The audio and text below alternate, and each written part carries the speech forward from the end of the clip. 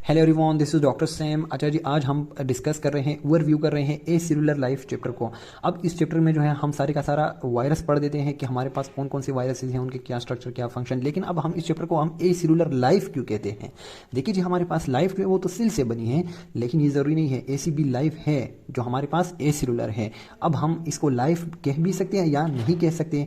ये क्या ये ज़िंदगी या लाइफ है या नहीं है, क्योंकि लाइफ के लिए भी तो कुछ उसूल है, कुछ वो है कायदे ज़वाबित हैं। तो अब देखते हैं कि ए सेलुलर लाइफ। अब ए सेलुलर क्या मतलब? देखिए जी, ए से आप लोग ए से याद रखें ना, ए एब्सेंट, एब्सेंट सेल, कि हमारे पास अभी ये सेल नहीं है, सेल नहीं है लेकिन फिर भी लाइफ है। तो अब ये क्या है हमारे पास? वो है वायरसेस। वायरसेस क्या है? ये ए सेलुलर है। Virus are not cells, viruses are not cells. अब अगर ये सेल्स नहीं है तो ये है क्या? तो ये एक बड़ा इंटरेस्टिंग सा वो बन जाता है कि हमारे पास एक चीज़ सेल भी नहीं है और वो सेल के ऊपर अटैक करके हमारे पास बहुत सारी डिजीज़ को काज कर देता है, जिसमें एक खतरनाक बीमारी एड्स भी आप लोगों ने देखा है, जो HIV वायरस काज कर देता है। तो ये ए सेलुलर लाइफ बड़ा एक इंटरेस्टिंग सा वो बन जाता है। लेकिन ए सेलुलर क्या मतलब? Absent cell, absent cell life. यहाँ से आप लोगों ने ये बात याद रखनी है। ए सेलुलर मतलब नो सेलुलर। अब ये सेल नहीं है, these are not cells and we call them viruses. देखिए जी, अब सबसे पहले इंट्रो तो मैंने आप लोग को कर दी। अब स्टेटस ऑफ वायरस क्या है, कि ये वायरस जो है इसकी हैसियत क्या है, क्या ये लिविंग है या नॉन लिविंग है? तो उसके लिए हमारे पास कुछ कैटेगरीज हमने वो किए हैं, बनाए हुए हैं कि इसमें जो है फला फला फला खूबी जो है वो लिविंग की है, और ये जो दूसरी तरफ जो है हम एक लिस्ट बना देते हैं जो कि नॉन लिविंग कैरेक्टरिस्टिक्स है। तो viruses are actually we call them on the border line. ये क्या है? ये बॉर्डर लाइन है, ये तो ना लिविंग है और ना नॉन लिविंग है। तो इसी को हम कहते हैं स्टेटस ऑफ वायरसेस। स्टेटस मतलब हैसियत, ये लिविंग है, लिविंग हैसियत है इसकी, या फिर नॉन लिविंग हैसियत है। तो फिर उसके लिए हम एक वो बना देते हैं कैरेक्टरिस्टिक्स के लिए 2 किस्म के ग्रुप्स बना देते हैं। अब उसके बाद जो है हम देखते हैं डिस्कवरी ऑफ वायरस। ये चूंकि सेल्स नहीं है तो इसकी डिस्कवरी कैसे हुई, किसने इनको डिस्कवर किया और कैसे डिस्कवर किया? तो बड़ा एक इंटरेस्टिंग सा वो आ रहा था हमारे पास कि बीमारियां आ रही थी, और जब हम उसको फाइंड कर रहे थे तो बैक्टीरिया तो था नहीं, मतलब उस बीमारी में बैक्टीरिया इन्वॉल्व नहीं था। बैक्टीरिया जो कि हमारे पास क्या है, ये सेल्स है, प्रोकैरियोटिक सेल्स है। Bacteria are prokaryotic cells. लेकिन ऐसी बीमारियां आ रही थी जो किसी सेल्स की वजह से काज नहीं हो रही थी, लेकिन उसका हमें रीजन नहीं पता था। और फाइनली हमने डिस्कवर किया कि वो ए सेलुलर मटीरियल से या ए सेलुलर लाइफ से हमारे पास वो बीमारियां आ रही थी, जिसको हमने बाद में वायरस कहा। तो वायरस कैसे डिस्कवर हुआ, और फिर हमारे पास ये फाइंड आउट करना कि ये लिविंग है, नॉन लिविंग है, इस चीज़ को हम इस पूरे टॉपिक में पढ़ेंगे डिस्कवरी ऑफ वायरस के अंदर। अब क्लासिफिकेशन ऑफ वायरसेस हम देखते हैं कि हमारे पास जो है कौन कौन सी क्लासेस है वायरस के, उसकी क्लासिफिकेशन क्या है। अच्छा जी, तो हम उसके अंदर एनिमल वायरसेस पढ़ लेते हैं। जो आप लोगों ने तो पढ़ा होगा कि virus are very specific, they are very specific. अगर एक एनिमल वायरस है तो वो प्लांट को इफेक्ट नहीं कर सकता, और अगर एक प्लांट का वायरस है जो बैक्टीरिया के ऊपर अटैक नहीं कर सकता, तो बैक्टीरिया के ऊपर, बैक्टीरिया क्या है, ये सेल्स हैं। तो वायरस इतने जालिम हैं कि इंसानों और जानवरों और पौधों पे तो अटैक करते हैं, लेकिन उन्होंने बैक्टीरिया को भी नहीं बख्शा, बैक्टीरिया के ऊपर भी अटैक कर देता है। उसको हम कहते हैं बैक्टीरियोपेज वायरस। तो ये बात बड़ी इंपॉर्टेंट है। अच्छा जी, तो एनिमल वायरस, एनिमल के अंदर हमारे पास फिर आ जाते हैं ह्यूमन वायरसेस भी है, एनिमल वायरसेस भी है, प्लांट वायरसेस हम देखेंगे, बैक्टीरियोपेज वायरसेस हम देखेंगे, और ये इसकी जो है अलग अलग कैटेगरीज है। एक वायरस ग्रुप जो है वो दूसरे को इफेक्ट नहीं कर सकता। इवन कि अगर इंसानों के अंदर वायरसेस आ जाते हैं तो वो भी एक सिस्टम के लिए, एक आर्गन के लिए, एक एज के लिए स्पेसिफिक है। Virus are very specific. अगर एक वायरस है जो स्टमक के ऊपर अटैक करता है तो वो हमारे लीवर के ऊपर अटैक नहीं करता। अगर एक लीवर के ऊपर अटैक करता है तो वो स्टमक के ऊपर अटैक नहीं करता। अगर एक वायरस है जो कि रिस्पायरेटरी ट्रैक पे अटैक कर रहा है तो वो डाइजेस्टिव ट्रैक पे अटैक नहीं करता। जिस तरह आप लोगों ने देखा आजकल कोरोना चल रहा है, तो कोरोना वायरस जो है वो एक रिस्पायरेटरी वायरस है। अगर हमारे स्टमक में जाएगा, पेट में जाएगा तो कोई इफेक्ट नहीं पड़ेगा। अगर हमारी स्किन के ऊपर कोरोना वायरस लगेगा तो कोई इफेक्ट नहीं होगा। तो स्किन के ऊपर वो अटैक नहीं करता, ना हमारे डाइजेस्टिव ट्रैक्ट के ऊपर अटैक करता है, ना किसी दूसरे सिस्टम के ऊपर। लेकिन अगर कोरोना वायरस जो कि स्पेसिफिक रिस्पायरेटरी वायरस है, अगर रिस्पायरेटरी ट्रैक्ट पे आएगा तो फिर उसके इफेक्ट्स और फिर उसके जो है बीमारी जो है वो आप लोग को लगेगी। तो इस तरह वायरस आर वेरी स्पेसिफिक। देखिए जी, एनिमल प्लांट हर एक ग्रुप के लिए भी अलग अलग, और फिर हर एक सिस्टम के अंदर, एक इंसान के अंदर भी एक सिस्टम के लिए स्पेसिफिक। और ऐसे वायरसेस हैं जो एज स्पेसिफिक है, मतलब बच्चों पे अटैक करते हैं लेकिन बड़ों पे नहीं करते। तो वायरसेस आर वेरी स्पेसिफिक। इंशाल्लाह हम डिटेल से इन चीज़ को देखेंगे।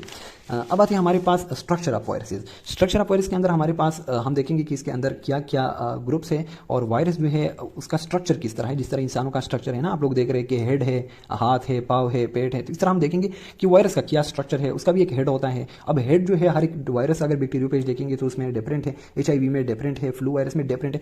तो हर एक वायरस का फिर स्ट्रक्चर डिफरेंट है। तो आप लोगों ने हर एक कोई स्ट्रक्चर को जो है उसको समझना होगा। Structure is very important. Structure जो है उससे हम बहुत सारी बातों को अखज़ कर सकते हैं। हम देख सकते हैं कि हमारे पास वायरस का जो डीएनए होता है वो कहाँ पर पड़ा होता है। अब हमने अगर एक वायरस को टारगेट करना है तो हमने किस आर्गन को उसका टारगेट करना है, मतलब वायरस के किस हिस्से को पार्ट को हमने टारगेट करना है। तो इसलिए स्ट्रक्चर इज़ वेरी इंपॉर्टेंट। तो हमारे पास जो कोर्स के अंदर है उसमें स्ट्रक्चर ऑफ बैक्टीरियोफेज है, स्ट्रक्चर ऑफ एचआईवी है and structure of flu virus है। हम इस चीज़ को जो है इंशाल्लाह देखेंगे। अब हमारे पास आते हैं पैरासिटिक नेचर ऑफ वायरसेस कि पैरासाइट मतलब दूसरे के ऊपर डिपेंड कर देना। जिस तरह हम जो है हम किसके ऊपर डिपेंड करते हैं, अपने माँ बाप के ऊपर, तो हम we are like parasitic to them, हम पैरासाइट हैं। तो इस तरह पैरासिटिक नेचर ऑफ वायरस मतलब कि ये वायरस जो है ये खुद अपने आप को सर्वाइव कर सकता है आउट ऑफ द होस्ट, या फिर ये होस्ट के अंदर एक बॉडी के अंदर जाकर वहां पर लिविंग हो जाता है। तो इस हिसाब से हमारे पास है एक ओब्लिगेट पैरासाइट्स होते हैं और एक फेकल्टेटिव। अब ओब्लिगेट क्या है, फेकल्टेटिव वायरस क्या है, तो हम इस चीज़ को इंशाल्लाह डिटेल से देखेंगे। अच्छा जी, अब हमारे पास एक टॉपिक है life cycle of viruses. Life cycle जो है कि किस तरह एक वायरस जो है वो दूसरे वायरस को जन्म देता है, मतलब रिप्रोड्यूस करता है। तो एक पूरी का पूरा साइकिल चलता है। अब इस साइकिल के अंदर आप लोग के पास हर एक वायरस का जो है डिफरेंट वाला लाइफ साइकिल होता है, सबका सेम नहीं होता। तो हम देखेंगे इंशाल्लाह बैक्टीरियोफेज और एचआईवी का लाइफ साइकिल। अब हमारे पास जो बैक्टीरियोफेज का लाइफ साइकिल है तो आप लोग को पता होनी चाहिए। अगर आप लोगों से एग्जाम में पूछेंगे या फिर एमसीक्यूज में जहां भी आप लोगों से पूछेंगे, बैक्टीरियोफेज के लाइफ साइकिल में आप लोगों ने दो फेजेस डिस्कस करने हैं। एक है लेटिक साइकिल और दूसरा है लाइसोजेनिक साइकिल। दो किस्म के साइकिल्स आप लोग इंशाल्लाह बैक्टीरियोफेज के अंदर देखेंगे। उसके बाद हमारे पास हम डिस्कस करेंगे एचआईवी का life cycle. HIV life cycle में आप लोग के पास देखिए जी इतने स्टेप्स हैं। यहाँ पर तो आप ये बहुत ईजी सा है बैक्टीरियोफेज का, लेटिक और लाइसोजेनिक, जिसमें हमारे पास आप लोगों ने सुना भी होगा कि होस्ट और मास्टर रिलेशन और कुछ ऐसे रिलेशन बनते हैं, इंशाल्लाह डिस्कस करेंगे। लेकिन एचआईवी में जो है सबसे पहले वो क्या करता है, बाइंड करता है, फ्यूज करता है, रिवर्स ट्रांसक्रिप्शन होती है, थर्ड जो है इंटीग्रेशन, फिर transcription, translation, assembly, binding and maturation. ये एक 1 by 1 स्टेप जो है इस तरह सीक्वेंस में हम पढ़ेंगे in the life cycle of HIV. तो दो लाइफ साइकिल आप लोगों ने सीखने हैं। दो लाइफ साइकिल आप लोगों की बुक में इंक्लूड है। एक है बैक्टीरियोफेज का लाइफ साइकिल, दूसरा है एचआईवी का। बैक्टीरियोफेज के ऊपर हम दो किस्म के लेटिक और लाइसोजेनिक पढ़ेंगे। लाइसोजेनिक जो है वो फ्रेंडली है, ये जरा सा वायरुलेंट है। अब देखेंगे एचआईवी की लाइफ साइकिल में ये स्टेप्स सबसे पहले बाइंड करेगा और फाइनली बड ऑफ मैच्योर हो जाएगा। तो ये फर्स्ट स्टेप है, this one is the last step. बीच में जितनी भी स्टेप्स हैं हमारे को इंशाल्लाह देखेंगे। अच्छा जी, तो मैंने आप लोग को कहा था कि वायरस जो है बहुत सारी डिजीज़ काज कर देते हैं। तो अब कौन कौन सी बीमारियां हैं जो वायरस की वजह से लगती हैं, तो कुछ इंपॉर्टेंट डिजीज़ है जो है आप लोग के कोर्स में इंक्लूड है, तो वो हम इंशाल्लाह देखते हैं। सबसे पहले आप लोग के पास हेपेटाइटिस मतलब इन्फ्लेमेशन ऑफ द लीवर, और उसके लिए आप लोग के पास डिफरेंट किस्म की हेपेटाइटिस है। नंबर फर्स्ट है हेपेटाइटिस ए, हेपेटाइटिस बी, सी और डी।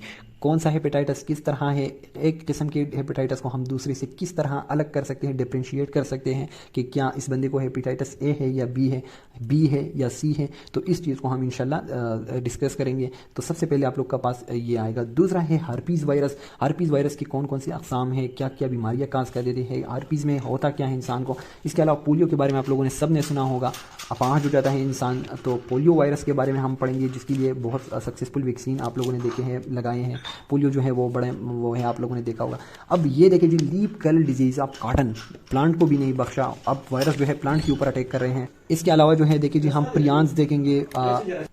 अच्छा जी, प्रियान के बाद हम जो है अल्फर सिंड्रोम और वायराइड्स देखेंगे। तो इंशाल्लाह ये सारी की सारी बहुत डिटेल से पढ़ेंगे। इसके अलावा एक बड़ी इंपॉर्टेंट एमसीक्यूज आ जाते हैं या इसके ऊपर नोट आ जाता है, AIDS and HIV. HIV virus जो है वो एड्स का इसका, what is AIDS, acquired immuno deficiency syndrome. अब ये पूरे का पूरा सिंड्रोम है क्या, इंशाल्लाह वी विल डिस्कस इट। लेकिन इसके अंदर हम क्या क्या पढ़ेंगे, सबसे पहले how it attack, HIV attack कैसे करता है। उसके बाद ये अपनी अलामात यानी कि सिम्टम्स क्या क्या होते हैं कि एक बंदे में क्या क्या सिम्टम्स होने चाहिए कि हम क्लेम करें कि उसके अंदर एचआईवी है। तो सिम्टम्स देखेंगे।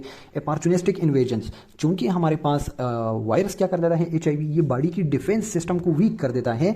तो कुछ ऐसे बैक्टीरिया फंजाई है जो इस कमजोरी का फायदा उठा के हमारे ऊपर अटैक कर देते हैं। तो अब अपॉर्चुनिस्टिक यानी कि मौका की तलाश में जो होती है ना, अपॉर्चुनिस्टिक जो मौके की तलाश में होती है। सबसे पहले देखिए जी, हमारी बॉडी में एचआईवी आया, वायरस आया, उसने हमारे डिफेंस सिस्टम को, हमारी आर्मी को जो है किल किया। तो अब आर्मी नहीं रही, तो अब कुछ ऐसे लोग हैं जो पहले हमला नहीं कर सकते थे, अब वो भी हमला करेंगे। तो अपॉर्चुनिस्टिक इन्वेजन जिसमें हमारे पास बैक्टीरियल और फंगल डिजीज आ जाती हैं, बैक्टीरिया चूंकि हमारे पास पहले अटैक करते थे तो हमारा डिफेंस सिस्टम उसको किल कर देता था, लेकिन अब HIV की वजह से हमारा डिफेंस सिस्टम वीक हो चुका है, तो opportunistic invasion by some bacteria and fungi आ जाता है। उसके बाद ट्रीटमेंट ऑफ एड्स क्या है, हम कौन कौन सी जो है मेडिसिन ले रहे होते हैं, क्या क्या चीज़ें। तो अब प्रिवेंशन क्या है कि हम कैसे जो है एड्स से बच सकते हैं, क्या क्या प्रिवेंशन है हमारे पास। इंशाल्लाह we will see it and we will look for its detail. Thank you, अल्लाह हाफिज़।